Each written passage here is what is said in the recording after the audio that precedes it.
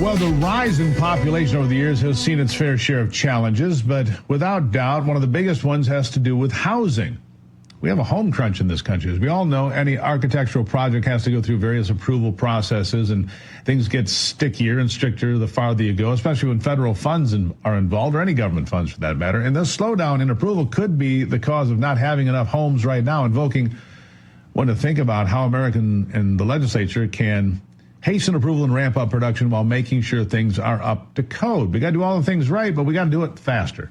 Join me to discuss this, the Senior Director of Government Affairs for the National Taxpayers Union, Tommy Aiello. Tommy, nice to see you on a Friday. Listen, we need more houses in America, and we've got to get rid of the red tape. We need more ribbon cuttings for new houses and less red tape to cut through to get there. What would you say to that? That has a great ring to it. Look, there's nothing more fundamental to people than having a place to live, whether you're a renter or you're a homeowner or you want to buy a home. It's just way too expensive. Look, we have mortgage rates coming down. It's a great thing for people that want to refinance or purchase a new home, but we need to do more. The President of the United States, he's a builder. He understands the importance of having more housing, and we need the Congress and the administration to put more pressure on these local governments to speed up the process.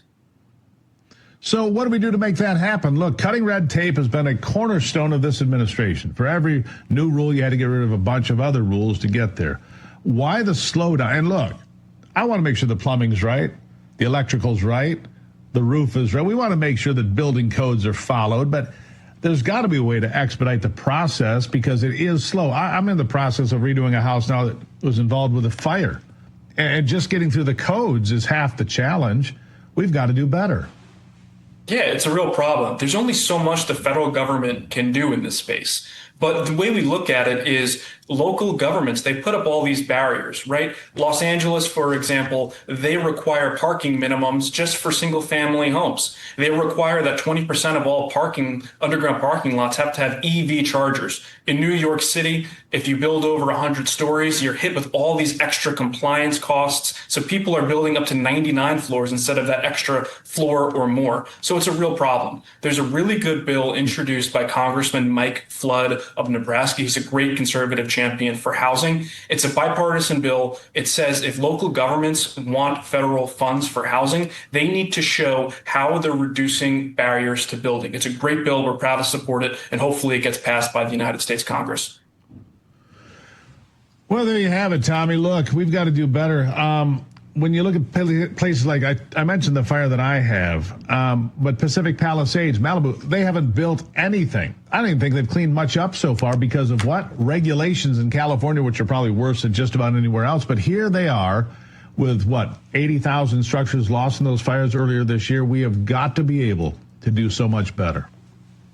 Yeah, it's a real problem. It's really a tale of two parts of the country. You have these blue states that put all these barriers up to building or rebuilding after fires. Texas, for example, right? Everyone's flocking to Texas. They're actually increasing their housing stock exponentially. Austin, Texas, which a lot of young people from California are moving to, home prices there, rental prices specifically, down 18%. We need to look to these red states, Texas, Florida, and Tennessee. What are they doing? They're letting builders build. It's helping consumers, lowering home prices. They should be the model for the country.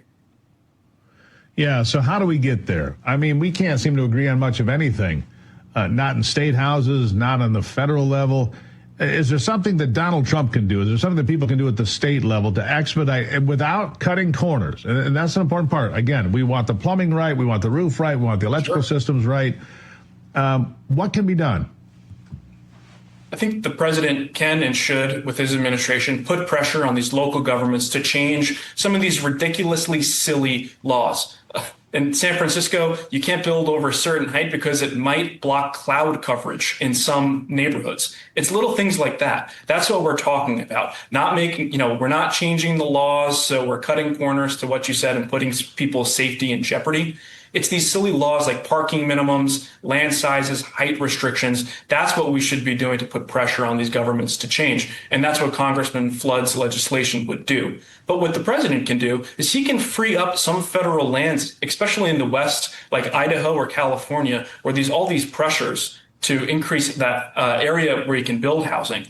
That's where they can really do the most amount of effectiveness. And I hope that's where they'll look. Yeah, and demand is there. I just saw the number of new home sales increased 20% last month. The demand is there. If the houses were available and if we could get interest rates down another half a point or a full point, it could really stimulate the purchase of homes, new and used, in this country. We really need to make some strides there as well. I'll give you the last word. Yeah, people are still buying homes. Mortgage rates coming down. It's going to make homes even more affordable for people to buy. And look, the president's working class tax cuts, those taxes are going to help developers build more housing, lower the prices. It doesn't get much more simple than that. Supply and demand. You got that right. Tommy, have a happy Friday. Thank you for being here. Thanks, Steve.